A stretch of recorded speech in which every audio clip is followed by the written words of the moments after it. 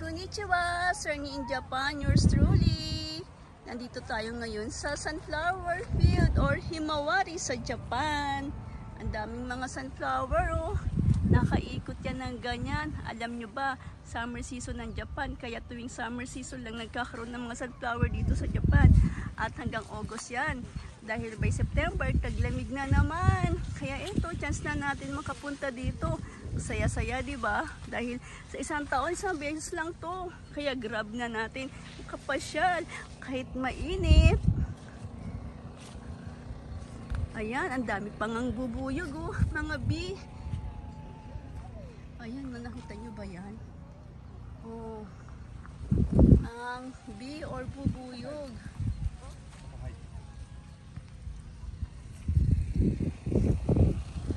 Ayan oh. Himawari, sunflower.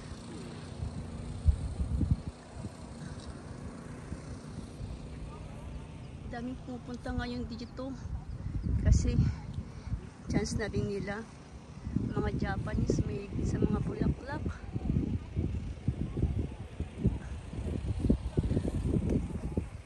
Kaikot yan oh.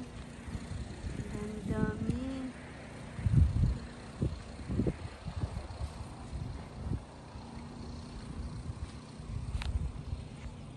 May maliliit.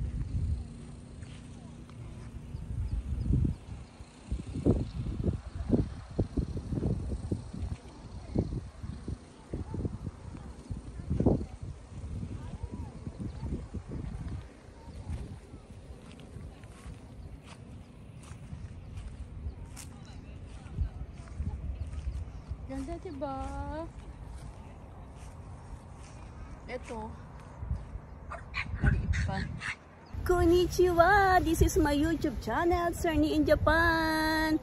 Nandito tayo ngayon sa mga bulaklak ng Himawari or sa English ay sunflower. Ang dami niya no? Dahil summer season ngayon dito sa Japan, kaya chance na natin makakapunta dito sa mga sunflower field. Ayan no? Ang dami, nakakatuwa diba? Dahil summer season nga, by September, taglamig na naman. Kaya habang summer hanggang August, chance na natin ang mga bulaklak ng sunflower or Himawari. Ang dami niya, no? O, diba? Ang ganda na ito.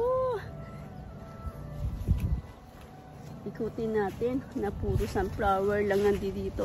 Pag medyo bata pa, ganito.